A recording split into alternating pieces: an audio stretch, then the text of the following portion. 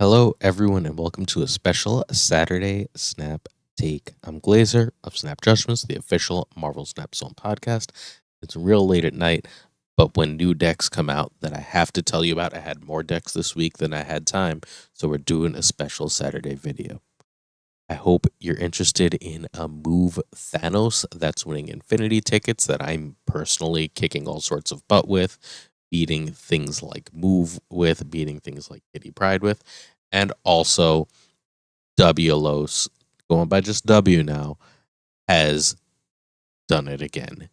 He has taken the stats deck in a direction that I didn't see, that Safe didn't see. We've been talking about a deck that works like this for days. Los cracked it. It got an infinity ticket for him. Modified, it got an infinity ticket for KM Best. You got to try these decks out.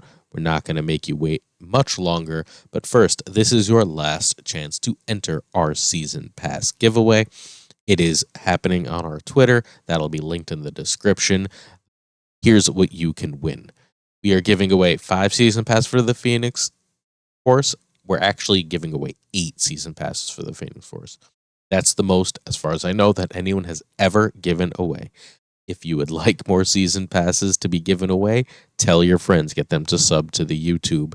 If we get up to 1,200, we're at 1,100 right now. If we get up to 1,200, well, there'll be 9 season passes. We're going to keep it going up to 2,000.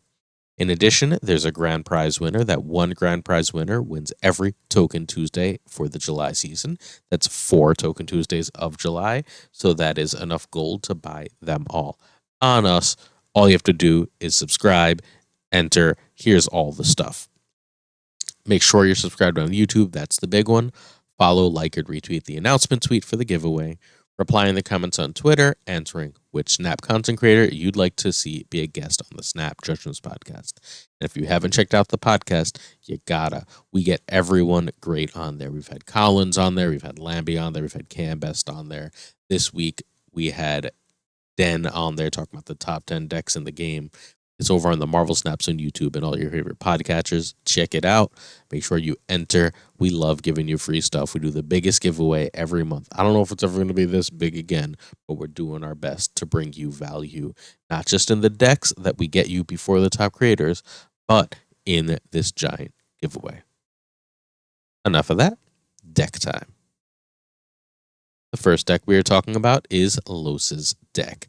This is my name. I just thought it was silly. Stats win. So, Invisible Woman has recently become more a part of the meta, as Invisible Woman, the Killmonger behind, is often a phenomenal answer to Kitty Pride decks. Killing Kitty and every other one, whatever other one drops they're running at the end of the game, is a phenomenal way to win the game. How do you get enough stats to stay competitive with, for example, the lockjaw decks that are running around in the meta, the destroy decks that are running in the meta? You can't just lose to them, right? How do you get enough power? Well, this deck has 3, but really 2 different ways to make sure that they can compete on the power axis. The first is obviously Shang-Chi, and the second is Iron Man. Iron Man does a phenomenal job at basically saying, oh, you thought Hulk was big? Great. I can get bigger with ease in this lane with a lot of the mid-rangey power stuff. In addition, the rocks in the deck are really great against Lockjaw. They're really great against Bounce. They help mess that up. Stature Black Bolt are just good stats. Discarding occasionally that Kitty on turn 5 is a really great play when it happens. Not often, but when it happens. All these things make the deck really, really, really sing. Iron Lad has an absolute ton of good hits here. You're happy to hit Korg, Zabu, Invisible Woman, Jeff, Killmonger, Darkhawk, Rock Slide, Iron Man, and Black Bolt. You don't really want to hit Stature, and you usually don't want to hit Shang-Chi, but if you do, that's fine. So, upon playing this, Los realized that what was winning the games was not necessarily, it didn't hurt, but not necessarily Black Bolt and Stature, so he cut them for a Miles Morales and an Arrow, and the deck continued to dominate.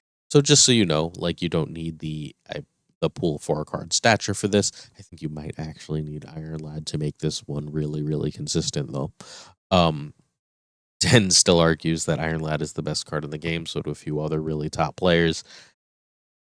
Decks like this might take it back to the top of the meta. So make sure you try this out. It's really great. Um, I'm spending one of my Infinity tickets, assuming I can find time in an insanely busy weekend, on this. Next up, we have Bohei's Thanos move. Bohei is our new Marvel Snap Zone writer. I thought I was the new guy. He's even newer, but he's brilliant.